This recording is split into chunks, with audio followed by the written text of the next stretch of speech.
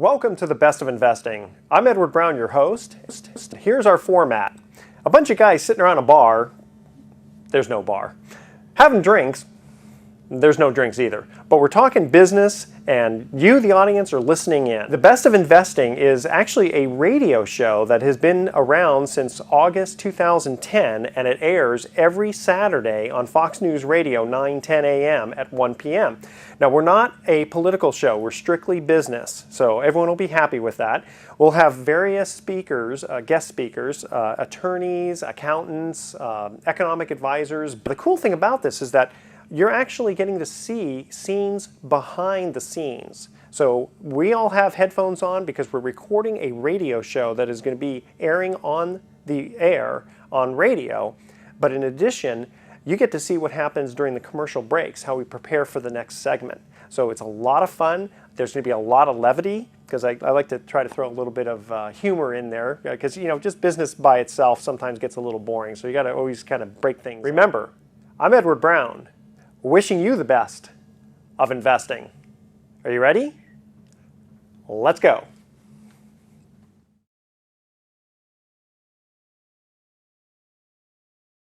He gets locked in. He's locked in. Yeah. Unbelievable. I'm just trying to get some. Yeah. So I extra always room have here. to say, yeah, it's a great idea, whatever. Okay. Okay, give me some more. Welcome. You're listening to the Best of Investing on News Talk 910. Always relevant and sometimes irreverent. We here present the valuable information about real estate, the financial markets, and other economic business of the day for those of you listening for the first time.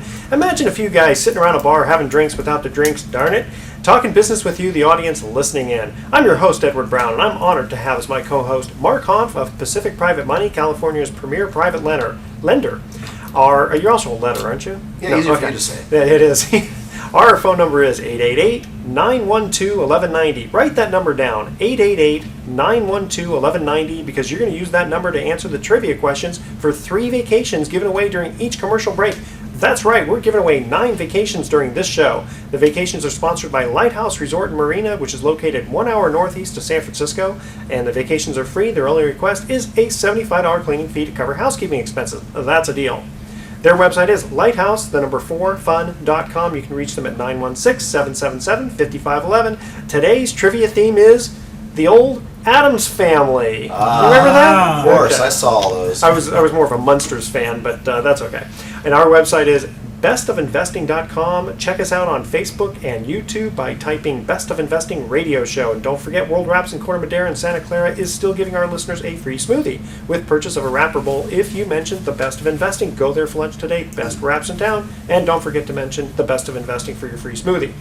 And today's special guest is Robert Schiff, who is a mortgage broker and has been since 1994. Prior to becoming a mortgage broker, Robert was a real estate agent, and he has over 30 years of experience buying, remodeling, and selling houses. And before we actually get into saying hello to you, I wanted to come up with this interesting fact here that the cruise ship disaster that just happened, how much do you think it's going to cost the cruise industry? Take a guess. Oh, in terms of notoriety, huh? Yeah, I mean, you know, with the pictures that everyone's seen of the ship, like half. That is I don't a think great picture. Isn't that a great picture? I would suggest but that they put that on their brochures. I don't think they accept that. They wouldn't accept that. Okay, advice, no. Take a guess as to how much you think it's going to cost them. I would guess probably the millions. Hundreds of millions. Exactly. Really? Do you remember a few years ago with Tiger Woods and the old infidelity thing? Mm-hmm. They figured that cost golf $1 billion. You don't say. Yeah, That's amazing. I wonder if someone's going to sue Tiger on that, but you know, I guess you can't kind of do that sort of thing. So he wasn't on that cruise, now was he? No, not that I know of. Okay, Robert Schiff. We've got a lot of great questions for you, and I think Mark. Great real estate. Actually, I've got the first one here. You do. Okay, how can I determine if I am eligible to refinance my house? With my house being worth less than it was several years ago. That's a really good question, and it really is pertinent to so many people. Basically, anybody that either bought their house, I'd say, in the last 5 years, or refinanced it within the last 5 years and got a large chunk of their equity out, is now facing, even in the Bay Area, probably being, it's called upside down, where they possibly owe more than the current value of the house. and conventional lending hasn't allowed borrowers to get those loans. But there are some government programs that there's been a lot of hoopla about that would allow a bunch of those people to refinance and potentially lower their payments so they would be more likely to stay in the house. Okay, well, you kind of jumped ahead on one of those questions, but that's okay. Well, that's actually, we keep seeing those in the newspapers almost on a regular basis. They keep talking about these proposed government programs. Is there anything actually been approved that's going to be enacted that might help people that are underwater? Well, the programs that are coming online now are the second generation, so there's already been one generation of programs available. Did it actually work though? I didn't Yeah, actually I hear heard that all these anybody people- that. Exactly. Compared to the projections, Yeah. they made it sound like it was going to take care of millions of people. Right. And the fine lines, when you got down to it, there were little stipulations and footnotes that said, well, you had to have not gotten a loan after a certain date in 2009, or, I mean, I've unofficially helped people try to get through these programs, and the lenders don't seem to really want to help people in the programs. That's been my experience. Did they not get anything out of it? People in the industry are talking, and they can't figure out why. For instance, I have a client of mine who I'm just trying to help, and they own a house in Fairfield. They owe $300,000 on it. Okay. The house is worth about $175,000. Okay, so they're upside down. They're upside Quite a lot, down, and significantly. they've stopped their payments. And I'm trying to work with them, with the bank, to modify. And I'm telling the bank, these people don't want to leave the house. They're willing to pay. Why don't you lower the interest rate from 6% to something more reasonable, like it is now 4%, and maybe lower the loan to $250,000? Then you'll have a performing loan that's more than the value of the house. And if you don't, the people will stop paying. You'll foreclose on them at a great expense to yourself. You have to list it for sale. At that time, Yeah, but Robert, you're talking logic. Yeah, They're talking that makes logic to a perfect bank. sense. but it's bankers, and there must be some way that we're not aware of that when they foreclose, they get reimbursed by some part of the federal government. They must, because I remember back in 2008 when this whole thing was starting to unfold, we had people who were, maybe they were immigrants, they were legal immigrants, and they'd have maybe two families who owned the house together, and they wanted to stay in the house. But when interest rates had gone up, it made it cost prohibitive. And even though they were upside down, they said, listen, we still want to pay our mortgage payment, but we just can't pay what the new payment is. I mean, it gets kind of ridiculous. Well, and this has They're been not the thinking. problem, for the last couple of years, is that the complaints that the Obama administration has put forth these loan modification programs and supposedly provided incentives to banks to work with borrowers, but anecdotally, and Robert, here's just another example. I'm just not hearing a lot of success, and it's amazing because your example makes perfect sense. If they take that property back, they're not even going to get the $175 that it's That's worth, right. because after the holding costs and the legal and et cetera, they'll be lucky to put $100,000 in their pocket. Well, especially when people find out it's bank owned. Sure. Automatically they'll reduce it. So what did you get successful on that, or is that still being work in progress? It's still a work in progress. Yeah, well, it takes a long time to go I've through the been channels. successful with one client, and unfortunately, after the modification program went through and they were starting, he died. So that's been my record. It gosh. That hasn't was a little happened. inconvenient. I wonder if that was Yes. the cause of it. It could be in many cases. So Robert, we've got these super low interest rates, and how is refi activity? Is it? I know it was quite busy a year ago. I know a number of agents like yourself in the market who were doing gangbusters there for a while. I mean, how's the activity now that we're going into 2012? Well, right now the rates are maybe not this minute, but within the past week or so, they're lower than they've ever been. Right, they're in the threes now. Is that They're- correct? They're in the threes. It's even there's some 10-year loans that are under 3%. Yeah, Some we hear government those. programs. We hear those Wow. radio 2 ads. point, yeah, and they're real loans. Are any points on that? No, everything Wow. that they quote pretty much is without points. Is there much volume on that, though? I guess that was my question. Is that are there many people who are qualifying for those? Especially, if you've got a That's a good significant percentage of the population that's underwater, and then you've got the other issue. Do I qualify? Do you have a high FICO score? Can you Well, what's the verify your LTV? income? what's the loan to value? I mean, Yeah. how much of that activity is actually happening? The loan procedure is very medical now. They really look at everything. Wait, no more every piece of 115% loan to value loans? No, someone called me the other day and said, I'd like to refinance, and I said, what's your job? He said, I'm unemployed, and I asked if he still had a TV and watched the news at all.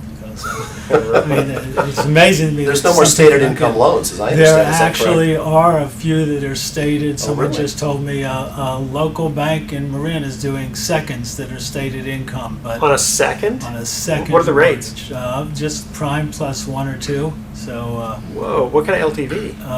they'll go up to 75%. So, Yeah, but it doesn't there matter may how big the be, there first may is? be catches once you get into it that you have to deposit a large, become a client of the bank for all your other resources. I'm not sure of the particulars. Yeah, if you need a $100,000 loan, you have to deposit $125,000 in a CD. Yes, I don't think it's that bad. No, it's not that bad. I'm But just generally, no, that the stipulations for getting a loan are much harder than they've been. It's a reaction to the just fog the mirror and get a loan that we all went through, and Sure. it's sort That's of what we where used we to say, are fog the now. mirror.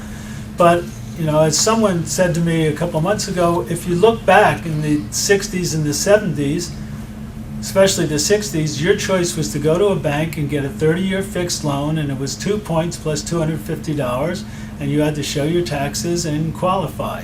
And so that's the way it had been for decades, and we tend to forget that was the basis of real estate But financing. then people got, I don't want to say smart, but I guess opportunistic, and said, well, if I can package a whole bunch of these loans together and sell them on the secondary market and blah, blah, blah, blah, blah. Okay, we are going to go to our first commercial break, and remember the theme is the old TV show, The Addams Family. What is the name of the hand that helps everyone around the house? Remember, the theme is the Addams Family. The first 3 callers with the correct answer win a free 3-day, 2-night stay at the Lighthouse Resort. Their website is lighthouse4fun.com. Check them out. The weather's going to start getting good here in a couple of months. You're going to want to visit them. Call 888-912-1190. That's 888-912-1190 to answer this question. What is the name of the hand that helps everyone around the house on the Addams Family? 888-912-1190. Make sure you include your name, address, email address, and phone number, and speak slowly and spell it out, please, when you call. And we will be right back.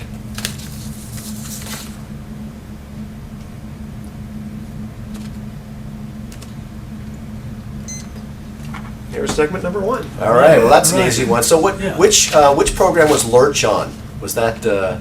Addams Family or Yes. the Munsters? No, That was Adams.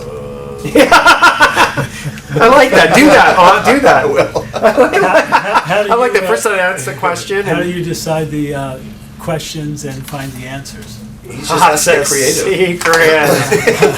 the next The secret sauce. The next trivia question is going to be. Next trivia question is going to.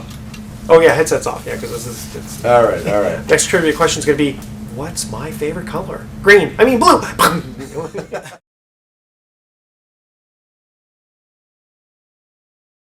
Right. Here you go.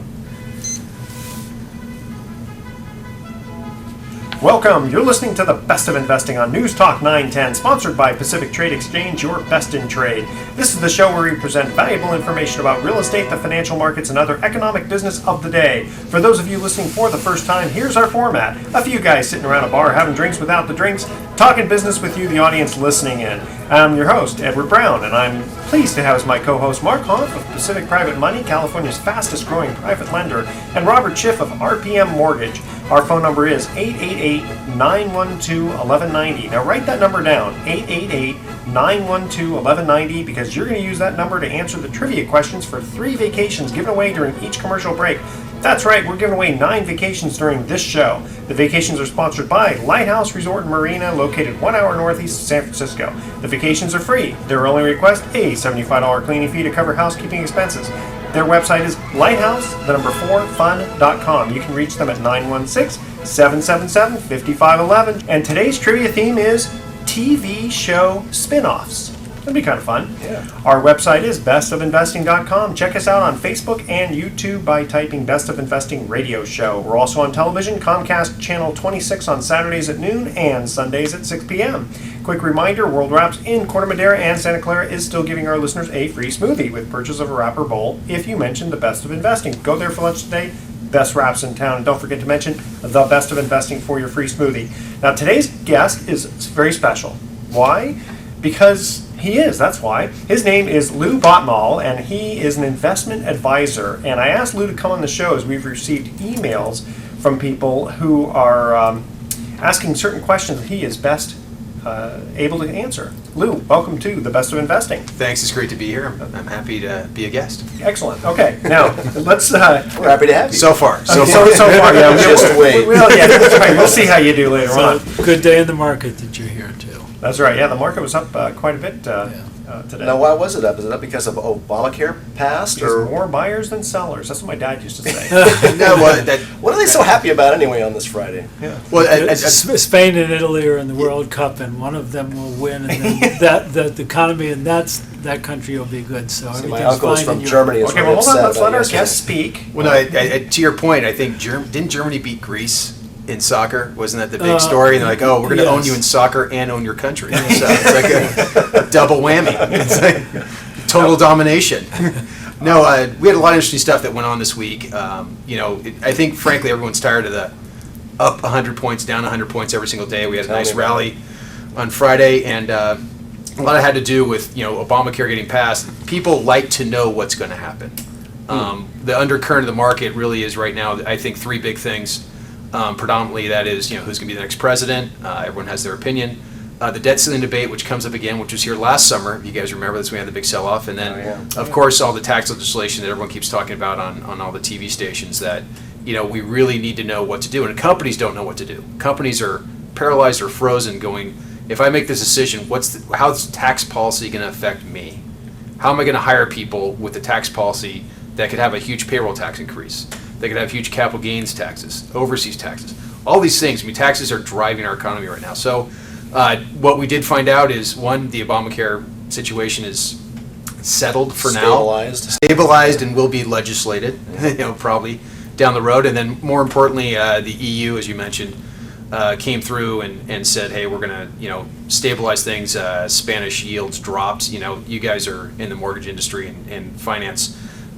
Popularity drives the price of bonds. We can talk about it later on, but really when you see these Spanish yields go down, it means everyone starts buying their bonds again. They're going to be in business. That's really the... Is that anything like Spanish fly? Oh, man. Mark. Well, we're all on our way to Family show, Tijuana. people. Family show. Okay. Yeah, red Solo cups aren't a family show. I don't want to say, but... Yeah. One of the reasons that we wanted to have you on also was we've been receiving emails from people who are asking what a 529 plan is. And I know it's not a signal for football hike, So can you explain what is a 529 plan? 520 plan, it's, let's keep it simple. It's a way to save for college on a tax-deferred basis. The greatest benefit that we've seen out of financial product probably in the last 20 years is the fact that if you use that money to pay for a college expense, you pay no tax on any gains in that product. So if you put $10,000 away in 2000 and it's worth $20,000 today, and your child goes off to college, and you pay that college $20,000 for tuition expense, living expenses, books, other items that you have, boom, that $20,000 comes out tax-free. And what kind of limitations? It doesn't have to be graduate school, or can it be graduate school? Can it be both undergrad and graduate? Well, that's a great question. This is still bantered around a little bit. Really what it's supposed to be for is college, but colleges are secondary educational institutions. So I've talked to people who have kids that have gone to culinary school, some vocational colleges. They can use the money for those things. What this thing was utilized for initially were grandparents passing money down to grandkids. And years ago, you remember the old UGMA or UTMA accounts that everyone had? Uniform Gift to Minors Act. Right, and here's Grandma's Pac Bell stock, here's Grandpa's Pacific Gas and Electric stock, which are great stocks, pay a dividend. But if you sold them, you paid a tax. Yeah. And if you sold them, under the age 18, there's a kiddie tax. But more importantly, the kid could go buy some Spanish fly with his new Ferrari, his girlfriend, down in Tijuana. The money was not controlled. This way, it's meant for specific expense. And more importantly, the trustee or the person who gifts the money, grandma, grandpa, mom, dad, controls the money. So buy and hold, if all four of us were brothers and someone didn't go to college, we could take his 529 and apply it towards someone else's college expense. It's sort of like that HSA, the health savings account, where you get a tax deduction and then it builds up tax free, as long as you use it for medical expenses. Right. When it goes in, is it avoiding taxes at the time, like an IRA? Or? Like you get a tax deduction. Actually is not. the You question. don't get a tax deduction. So, So it's after-tax dollars you put into the... after tax dollars, and they grow tax deferred though. So it's like a... Tax- It's like a Roth. Like a Roth It's like a IRA. Ro- it's like Now, is a it Roth. tax Like a deferred or Roth. tax free? It- That builds up. Because like when you use it for secondary education, you don't pay the taxes on the money. Right, it's tax Okay. deferred buildup. Okay. And then when it comes out tax-free. Tax free. Okay. Now, there are three That's states. even gooder. Now, I know this isn't a part of our broadcast. Pennsylvania, Kansas, and Missouri allow you to take a those state. states. Yeah, they allow you to take a state deduction for contributing to a 529, but it doesn't If affect you go to California. their state university. California's, Oh, yeah. they don't give you any kind of deduction. Well, I don't know. No, California does not. So it. Now, the We thing, don't believe in education. No, the struggle has been that people don't understand how these work or how to get them, and they're you can get them from your advisor, you can get them from any local broker dealer, and really what happened was states sponsored these things. So you have the state-sponsored 529 plan. So fund companies contracted with states to manage the money. That's what gets confusing. Like you pick any fund company out there in the complex. It could be an index fund or a managed stock fund. It's like, well, I'm with this company. Well, no, that company's based in this state. It could be state. Your 529 could be specific to the state of Missouri. It doesn't matter. You can go to school anywhere or live anywhere and still contribute to that 529. And that's what's confusing for a lot of people. Is like, well, who am I with and what's going on? It just doesn't matter. And then grandma and grandpa can decide where to invest the funds, right? Be it, There are mutual certain fund. there's certain investment choices in there, and the big thing is you can't buy individual securities. You can go into a spot where you can be totally allocated towards securities or totally allocated towards bonds if you want to. But the other thing that most people dealt with were these age-based portfolios, and that's where a lot of confusion came up, especially around 2008. Even if you're enrolled in college and of the age of maturity, like let's say you invested in the 2012 fund when these first came out, and now it's 2012 and the market drops 10%, your funds will drop 10% even though you're in college, the money's still invested. People say, oh, gee, once you hit the age of maturity, when you're supposed to go to college, the money's all in cash or it's all in bonds. Not true. It's still invested, it's in those core portfolios, and that's a big mistake a lot of people make. So we're talking about 529 plans, and you said they're similar to a Roth IRA, meaning you make contributions, and the money is supposed to be used for education, and it can grow in there tax-free if it's used for education. Can you set up an account with, like, for example, I have a Roth IRA account. Can I go to that company, the custodian, and do they do 529 plans, or is it who do I have to go to set up a 529 plan? We'll have to be completely compliant, so you have to talk to your tax advisor before making any decisions. But you cannot roll over a Roth IRA into a 529 plan. No, but you I can guess talk to the the same question- provider. Yeah, same provider. Talk to the same That's provider, the but you can't question. take the Roth money and put it into a 529 plan. Yeah, so, okay. so I guess do most companies, if they can set you up in an IRA or be it a Roth or whatever, can they also do 529 plans? I guess For the most part, yeah. Most Oh, part, okay, absolutely. so, yeah, 'cause I was Absolutely. confused Yeah. about the state sponsorship and whether you had to do it through some state of California website or something really. You can. The best resource is savingforcollege.com because they have a listing on every single 529 plan. They also cover the Coverdale savings account, which we don't need to go into. Right now, it's another form of saving for college as well. But that website, again, savingforcollege.com, is a great resource to research anything that's been offered to you or any ideas you might have on 529 investing. Okay, we're in studio with Lou Batmale, who's a registered investment advisor, and we're going to cut to a commercial break. When we come back, Lou's going to still be in the studio here. We're going to get into other retirement type vehicles.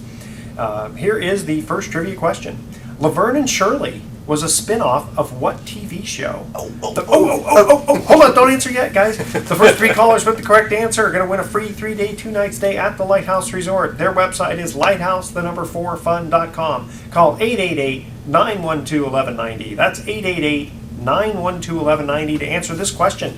Laverne and Shirley was a spin-off of what TV show? 888-912-1190. Make sure to include your name, your email address, and speak slowly and spell out your email for us one letter at a time. And don't touch that dial because we are going to be right back.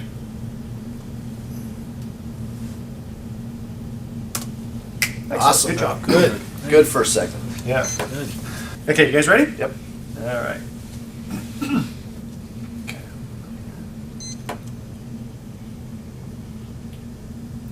Welcome back to the Best of Investing. I'm Edward Brown, your host, along with Mark Hunt of Pacific Private Money, Robert Chip of RPM Mortgage. I'm just going down the list here, and Lou Batmale, who's a registered investment advisor. When we get to the first commercial break, we asked this trivia question. This is TV spin-offs is the theme. Laverne and Shirley was a spin-off of what TV show?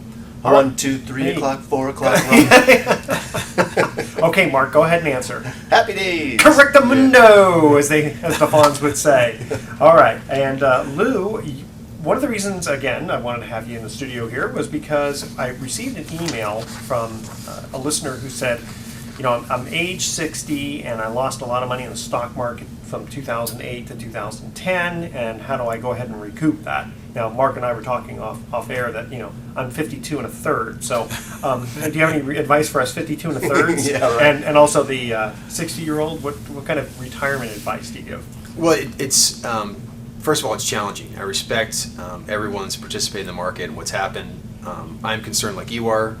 As an advisor, it's tough talking to clients on a daily basis who have lost money, with some investment decisions that didn't work out. And we're all in this together. So my encouragement, first of all, is to start talking to people, not family members, but advisors and other people. I saw the paper this week that there was a poll of who plans on retiring at age 65, and like 74% of the respondents said they were not. That's unbelievably high percentage. That goes right into the point. I mean, really, when it comes to what percentage of them had a job? Yeah. I don't know. Well, a lot of them had to go back to work. This idea of a retirement plan, especially after the age of 60. I mean, let's face the facts. The economy's not lying to us right now. With very low interest rates, very low CD rates, there's not a lot of secure investments out there that people are used to and say, well, geez, if I just park this in the bank or in this single investment, I'll receive a nice income. For those who have lost money, the big thing is this. If you're going to live 3 years, don't worry about it. If you're going to live 25, Just have fun. sorry, got to be direct. Yeah, right. Well, you know what? You make a good point. It's not just the fact that people lost money, but interest rates are so low that it's not that they can afford to just have X amount of dollar unless you're, got a couple of $1 billion just sitting around in a 1% account. That's fine. And that goes directly to my point. It really is a function of getting a plan together. How much am I going to get in Social Security? Do I have a Medicare supplement? What am I going to retain my home? Am I going to travel? What extraordinary expenses could occur? Do I need a new roof, a new car eventually? All these things will come up. But the biggest thing we just joked about here at 53 and a half or 59 or 69 or 78 nowadays is people are living longer. So the struggle is this. People are used to the sunset provision that everyone who has a firefighter, police officer, or government employee relative, you just flip a switch and you retire. The income turns on and are all ready to go. Us as individuals now who are responsible for our own retirements through this 401k program we have or other retirement vehicles are really stuck with how much money do I have and what can I do to make it last as long as possible. Well, I've already done my plan. I figured out I can retire at 147. Perfect. It's like my friend said, his life was perfect as long as he died in the next 18 months. Well, that's why the popularity of all these programs for, how to make money on the side, everything from multi-level marketing to just, how to get in business for yourself, how to do something entrepreneurial for extra income, how to make money on the internet. I mean, that's the stuff that's never been more popular than it is today for that very reason that we're trying to catch up. Those of us whose 401ks, as people like to say, turned into 201ks, or our real estate portfolio is not what it used to be, and we're all looking around for ways to make I figured I could make a lot of money by taking out a life insurance policy on myself. But then I realized that I can't be my own beneficiary, and that wouldn't work too well, would it? No, you cannot. It's unfortunate. I mean, and really the key is this, is that if you participate with those that are participating in the economy, you will eventually, not immediately, eventually with patience, be rewarded with investment returns that mimic the economy. Mm-hmm. And that's the big step that everyone forgets. Everyone wants to be in the market one day, out the next. Geez, if it's going up, I'm happy. Like this week, at the end of this week, I should say. A few weeks ago, I'm extremely upset and frustrated. That's not investing. That's tactical investing, which is a whole other conversation we have another time. But really what it's about is sticking with the plan, sticking with those companies that are going to be around, that people are going to do business with. We're going to brush our teeth. The lights are on. Oh my goodness, those are two people we're going to be working with in the future, no matter what happens to the economy. And maybe invest there or work with an advisor and say, well, geez, I can't risk all my money, but maybe my allocation should be set differently. Like, if I have $100,000, I can't go below 50. You know, if I go below 50, I'm really going to have a problem. Okay, well, then let's take, you know, $40,000 or $50,000 and put it in some type of income producing asset that works for you. And then take the other 50, invest it maybe in dividend producing securities or other things that aren't super risky but will provide some return and participate in the economy. Because the bad news here is costs are going up. Interest rates are going to change. And if you don't prepare yourself, it's going to affect you down the road. What kind of income investments do you like nowadays? Well, on the if you're in a taxable account, you know, there are municipal bonds, both on a federal level, you know, bonds that are located around the United States. There's bonds located here in the state of California. Most are worried about the fact that California doesn't have a great balance sheet right now, which is very true. Yeah, but it's like, sort of like Chrysler. You know, when they were having big problems in the late 70s, I remember telling my dad, you know, he was worried about, you know, because I said, hey, I think we should buy Chrysler. Because I can't imagine the government letting them go bankrupt. There are too many employees. Same thing with California. You know, I don't think the federal government's going to allow the entire state of California to default on its general obligation. But what about individual municipalities? I can say that. Yeah, that's the Well, one we that's- had the news out of Stockton this week, and Yeah. that's a headline. That's a headline that's going to be thrown in everyone's face for a while. Why invest in munis with this problem? So, Lou, why'd you bring it up? Well, one of the main reasons is this: by mandate, the money that comes out of the Treasury of the state of California has to go pay off municipal interest first before it does many other things. So, before people get paid their paychecks as government employees, municipal bond interest gets paid. That's So you're pretty general obligation bonds. general obligation Yeah, bonds, and also some revenue city bonds. Now, Okay. granted that Stockton's a problem. Other communities like Stockton have had issues, but by and large, there's a lot of, you know, one quote a lot of managers use is, I don't buy anything that's outside of 7 miles of the coast of California. Because that's older real estate in places where people are going to pay their taxes for keeping the water on, keeping the toilets Well, flushing. Vallejo did file bankruptcy. Yes. And I haven't really followed it recently, but, you know. Yeah, I don't know what anyone- happened with that. It still exists, right? Vallejo's still there? I know I drive through it. I when think go I through drove it. through it, yeah. Yeah. No, Vallejo does exist. Stockton's going to exist. They're going to refinance themselves and come back, you know, hopefully financially stronger. The big key is this to remember. Talking to municipal managers, and I had a conversation with a couple last week. Look at what happened in San Jose on election day. Okay. What happened on What's that? The pension reform bill that got passed. Oh, yeah. And everyone talks about the unfunded pension commitment Sure. by municipalities and the reason not to buy municipal bonds. And let me tell you, there is a storm brewing across the country, and we're all responsible for it. You can't. You're responsible. I'm not Well, no, responsible. well, you can't. Here's my point. I'm being too. blaming me. I'm being too serious. You talking to me? I'm being too serious here, but in the end, you know, retirement benefits have increased over the last 20 years with a great record market. Now the market's not doing so well, and they're going back saying, "Hey, we got to reduce benefits." Everyone's like, "It's a contract. It can go up. It can't go down." Yeah, that's ridiculous. That's so. I think I read what was it? Rhode Island had another referendum.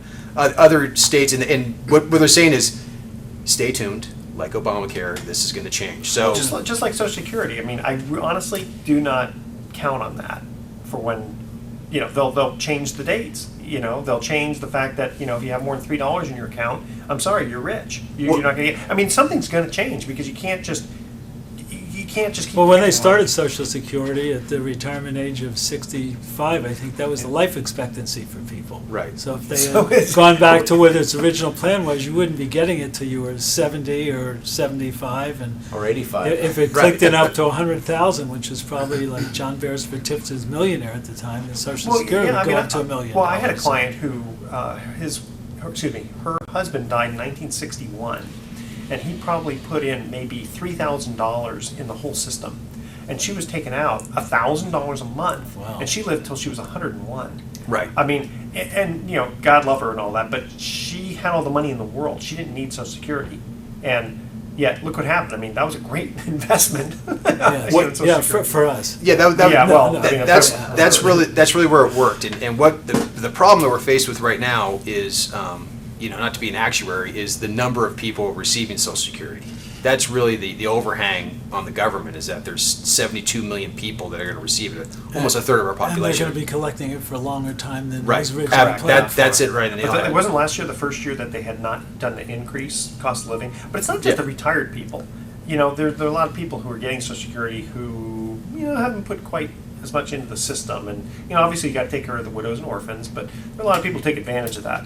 Of that. There can be. I mean, back to retirement planning, to bring this point together, when you're looking at Social Security as your base income and layering, your expenses and what you need on top of it, that's, if you have $100,000, you need $1,000 more a month to live, you're going to have money for 8.3 years. If that same $100,000 earns 4% during that time frame, you'll go for 24 more months or 10 years. That's really what retirement planning is all about. Understanding that your money will last longer in other places than the bank and CDs currently, and you got to implement those changes even though you feel uncomfortable. You invest when you're uncomfortable. Look at 1974 when we're off the gold standard. I mean, we came out of that. So yeah, the market dropped 50% between 73 to 75. Right. I think it dropped like a lot more. Okay, we're going to cut to our second commercial break, and the TV trivia theme. The theme today is TV show spinoffs. Joey was a spinoff of what TV show? The first 3 callers with the correct answer are going to win a free 3-day, 2-night stay at the Lighthouse Resort. Again, their website is lighthouse4fun.com. Call 888-912-1190. That's 888-912-1190 to answer this question. Joey, that's the name of the show. Joey was a spinoff of what TV show? Again, 888-912-1190. Make sure to include your name, email address, and please remember to speak slowly and spell out your information, especially your email address for us, 1 letter at a time, and we will be right back. Good. Awesome. And you know the answer to that. I do. Yeah. yes. Sorry, did I take it down too much? That wasn't that much fun. That wasn't a fun segment. That's Talk okay. about Bloomberg had 2 charts yesterday. One was incredible. One is this is the first time in 1955 was the last year where dividend yields were higher than the 10-year Treasury, and the other one was what it costs for us to live to age 78, and we spend the most in the world. Oh, Makeup, please. okay. Makeup. Wait a minute, is that the same one you used on the dog? No, the other makeup. Okay. Can I get some foundation? Yeah. Sorry. Plug in some wrinkles. See, now every hair is not in place. Right? No rules. Yes. I can't do this anymore. Tell you what. Let it rip.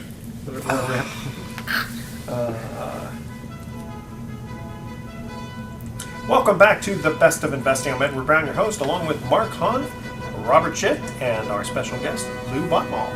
And we cut up to the second commercial break. We asked this trivia question. And again, we're talking about TV spinoffs. Joey was a spinoff of what TV show? And I understand 2 out of 3 of our... I'm waiting to hear Lou the knows answer. that one. It's Friends. I think. Friends, it is Yes. correct. Oh, That is that's- correct. Very good. I just lost my man card, but that's okay. That's okay. That's kind of a fun show. Listen, Jennifer Aniston still... Oh, yeah. Yeah, she still looks good. Okay. Enough said. If my beautiful wife is listening, don't worry, sweetie, you're still number 1. Okay, we received a couple of emails here. Mark, here's a question that we received, an email for you. How can I protect myself against unscrupulous hard money lenders I have dealt with in the past? I'm guessing this is someone who borrowed money. Yeah, it sounds like a borrower. And for new listeners, my company is Pacific Private Money, also DBA Pacific Private Money Loans. We're a hard money lender based in Marin County, and our typical borrower client is a real estate investor.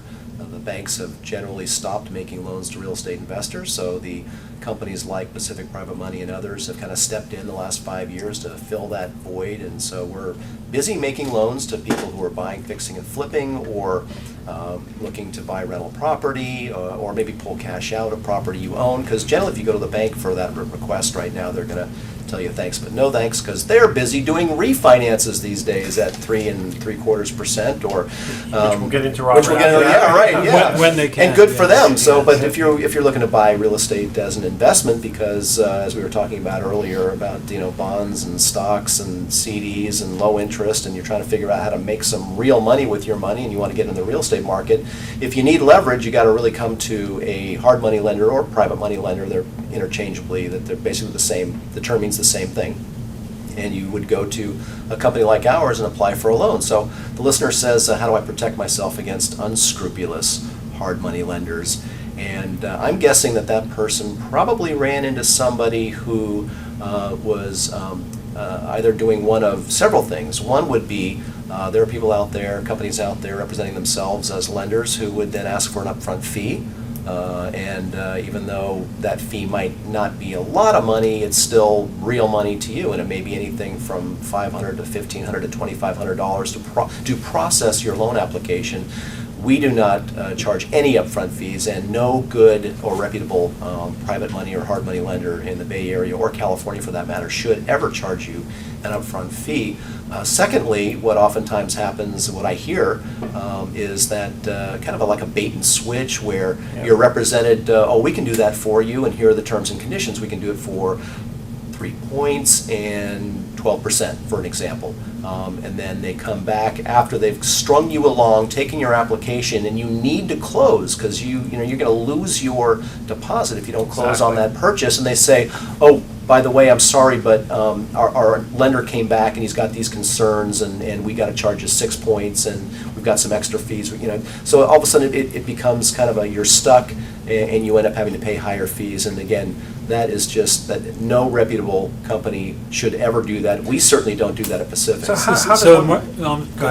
So Mark, if somebody's coming to you for a loan, it certainly is dependent on checking them out and how their financial picture is, still somewhat, and how their credit is, and an appraisal, I assume. Well, yeah, but still, I mean, we write letters of interest all the time and say, well, here's the terms and conditions that we believe we can provide to you. And now, certainly sometimes the guy will say, well, I really want a 10%, I don't want to pay 11%. And I'll do my best to get that, and and oftentimes I have to go back and say, look, I've got a guy who's willing to do it, but he wants an 11% rate, do you want to do this? But I'll almost never change my fees. I'm not going to go back and say, well, I know I quoted you 3, but now it's 5 points because the lender wants points, which is usually a lot of money. But one of the things that you could do, though, is you could give references of other borrowers who could vouch for the fact that you stuck to your word. Well, that's the other thing. So if anyone asks for an upfront fee, say thank you for sharing, and hang up and call the next person on your list.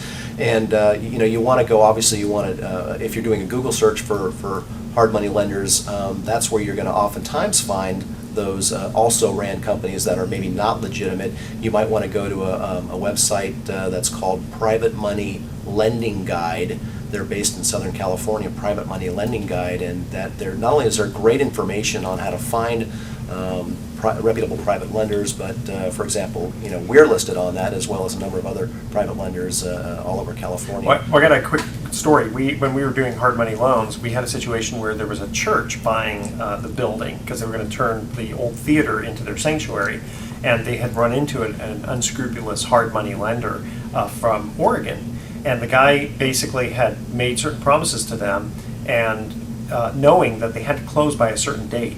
And when the pastor got in to sign the documents at escrow, he snuck in a clause that said that the hard money lender was going to own 51% of the building. Oh my And the God. pastor caught that and said, wait, we didn't agree to that. And the lender said, yeah, I know, but you don't have a choice now, because if you don't, the price goes way up, and blah, blah, blah, blah, blah, and all this stuff. And the pastor just, on his good word, said, you know what, I'm not going to do it. Yeah, asking for references is actually really good, and That's a really good idea. because they may not ask for an upfront fee, but that doesn't mean they're going to do something Exactly. unsavory at the end when you basically are relying on them to close. Okay, so how do people get a hold of you if people are looking for a scrupulous lender? Absolutely. Well, our website is pacificprivatemoney.com. Of course, that's all one word, pacificprivatemoney.com, or you can call us at 415-883-2150.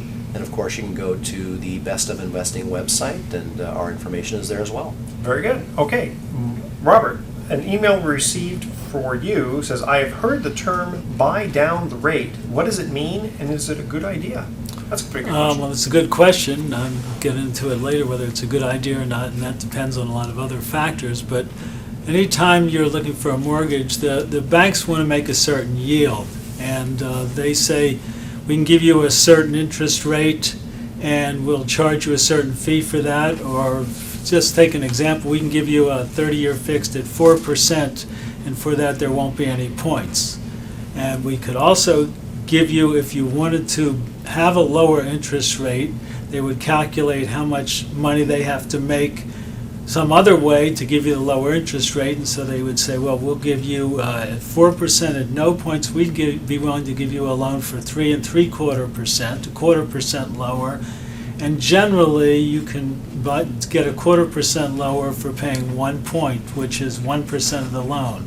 So on a $400,000 loan, you would pay $4,000 to reduce your interest rate 1/4%. Which should be about And 4 years worth. Usually it takes about 4.5, 5 years, I tell people, to get their money back from that investment. And a lot of people say, well, the interest rates are so low, I'm never going to move, I'm going to have this for 30 years, I really want to do it. And my experience in 20-some years in the market is, for whatever reason, even at these low interest rates, mortgages tend to have a life of 5 to 7 years. People, as family grow, they buy another place, they get a job, their job changes, and they have to change geographically. So I don't like to see people pay today for a hamburger tomorrow. So, Wimpy, there we go. That's right. so it's generally not a good idea, as far as I'm concerned, to pay money to buy down the rate. In fact, you can also go the other way and get a slightly higher interest rate and have the bank pay all the closing costs, which on loans could be $2,000, $3,000, even $4,000 between the bank's fees and the title insurance So it sounds fees. like a case-by-case basis you'd actually So look it at. really is something that we'd have to go over, and it depends on how much money they have, what they want to do, and their whole financial picture. I like the way that you say that, because wouldn't you think that many mortgage loan originators would recommend that they buy down the rate, because maybe some of those points go in their pocket? Pretty much not. With the new regulations, most of the lenders are they're set, and they're going to get a specific amount. It's going to be 1%, whether the clients buy the rate up or buy the rate down. Well, that's good to know, because that would be a question that I Yeah, because think most of would the money be goes to Yeah, the derivatives, right? the government's tried to regulate so Wow. that individually the mortgage brokers don't have an incentive to lead them into some one kind of loan. as And opposed who's to doing that another. credit default swap there, Robert? I'm just kidding. Well, that's good to know, that if your mortgage loan originator recommends or says, hey, you can buy down the rate, and if you're going to live in your house, that could save you X number of dollars over 10 years. So that should then be considered a real recommendation, and Yeah, it definitely is. not Case a by veiled way case. for him to put more money in his pocket. Yeah. Robert, how do people get a hold of you if they want to refinance or just get a regular mortgage? My company is RPM Mortgage, California Private Mortgage Company, and they can go to our website at RPM Mortgage. They can call me on my cell at 415-515-1941. Okay, before we cut to break, Lou, you're still in the studio here. You were giving us advice on 529 plans and retirement after 60. Yes. After 60 for those of us who are going to be approaching it fairly soon. And I think we forgot to ask how people can get a hold of you if they want Oh, some yeah. investment advice. Well, I'm affiliated with LPL Financial, which is a registered broker-dealer. Probably the two easiest ways might be my phone, which is 415-256-8970. Again, 415-256-8970. Then my name, which is Louis, Louis, then a period, Batmale, Batmale, at lpl.com. Louis.batmale@lpl.com. Great. All right, stay in the studio. We're going to Yeah. get into some more economic stuff. Before we cut to the last commercial break, we had a special trivia contest here where the winner is going to receive 2 tickets on the hornblower. Beat it. All right, so here is the special trivia question. And here are the rules, okay? First of all, can't have won any prize on the Best of Investing. And then also, you have to email Edward tonight, edward@bestofinvesting.com, by midnight tonight. And next week, from all the answers we receive, the correct answers, we're going to randomly pick the winner and announce it next week. And here is the question. According to insurance statistics, this person's car insurance was once over $125,000 a year. Who was this person? That's Really? interesting. Can you imagine $125,000 a year? That's amazing. Okay, we're going to cut to the third and final trivia question. Now, Robert, you should know this one. Trapper John, MD, was a spin-off of what TV show? The first 3 callers with the correct answer are going to win a free 3-day, 2-night stay at the Lighthouse Resort. Again, their website is lighthouseforfun.com. Call 888-912-1190. That's 888 912-1190 to answer this question. Trapper John MD was a spin-off of what TV show? Make sure to include your name, email address, and speak slowly and spell out your email for us, or one letter at a time. And we will be right back. Hey, ready? And as Jackie Gleason used to say, away We go. we go. Very good. Welcome back to the Best of Investing. Again, I'm Edward Brown, your host, along with Mark Hunt, Robert Chip, and our special guest, Lou Batmale. You like the way I say that? Lou Batmale. And when we get to the third commercial break, we asked this trivia question. Trapper John MD was a spinoff of what TV show? Robert, I come pass. on. Come on. Come on. Go ahead. MASH. MASH. Yeah. Your favorite show. My favorite show. Well, one of Our my favorite senior shows. co-host did not Didn't know know that. Didn't know that. And Mark, you've got a very interesting article there.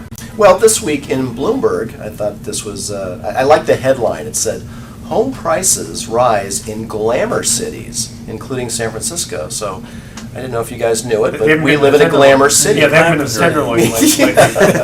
But it was just interesting in that, we've talked about the inventory really tightening up, and a lot of that has to do with the fact that even though there's a huge shadow inventory of non-performing home loans out there, the banks have not been foreclosing at the rate they were foreclosing a year ago and 2 years ago and 3 years ago.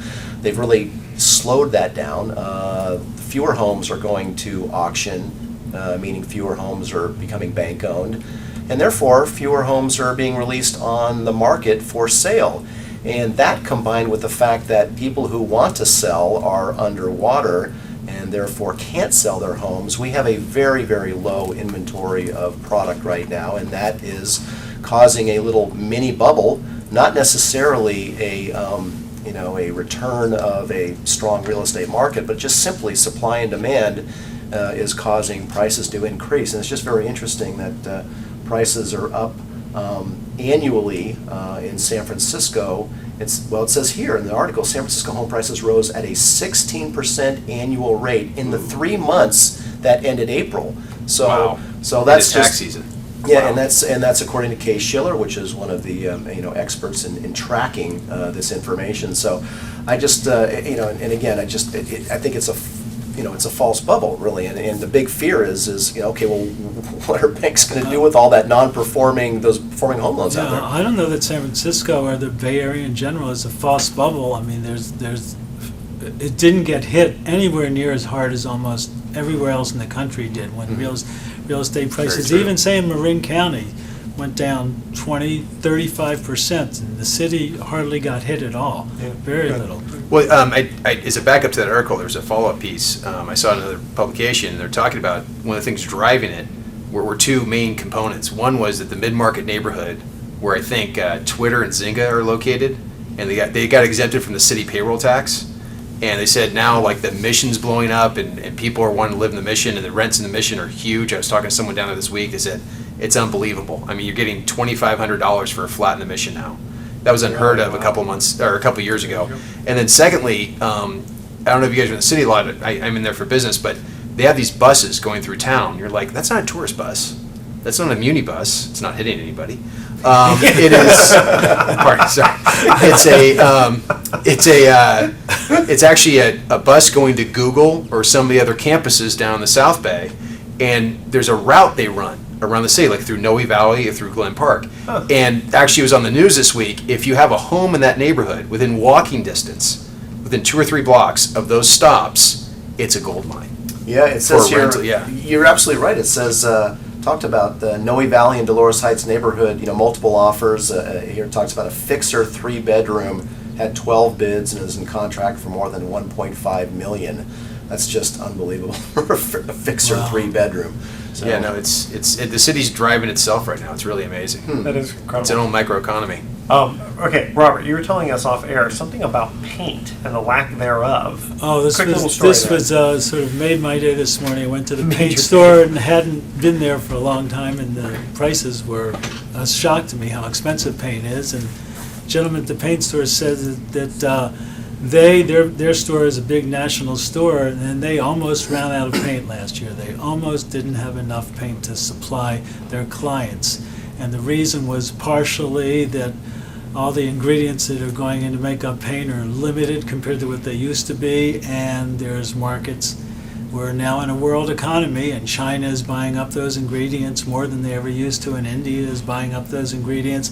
And one of the ingredients is a surfactant, which is used in paint. And I remember hearing that word as he reminded me that when the oil spill in the Gulf last year, they tried to put chemicals into the water to make the oil coalesce and drop to the bottom, and that was surfactants, the same surfactants that are used in paint. So it just made me realize how in this world we're in, it really is a global world, and we are not insulated from what's going on all over Is China, the world. are they beautifying the country by painting it, other than drab green? I think it's mostly primer. That's my favorite color. So we were so close to running out of paint last year, and the public didn't even know it. It was almost like the No. Bay of Pigs. And now, if So- they could get rid of it, if they could get rid of spray paint so that they Yeah. don't get all that graffiti, I wouldn't be too upset with that. They should make spray paint like $100 a can. Then maybe a lot of these yahoos that were trying to beautify the city with their graffiti. Oh, for the artists. or the artists. Yeah, Right. exactly. No. That's what we call Whenever them, whenever artists. they paint a tree, man, it just breaks me because they have to cut the tree apart sometimes to get that paint off. It's awful. I haven't It's seen it too much on trees. I usually Oh, see it on in the buildings. city? Oh man, they get it in trees and it's Oh. awful. Oh, that it's is really awful. disturbing. They scrape a tree and sometimes they damage it. It's just really a bad thing. It's just not. I mean, it doesn't I'm not do young anybody anymore, any so. good. Yeah. Before we cut out for our thoughts for the day, any last words of wisdom for our listeners there, Lou? Well, I'd say this: patience rules the day.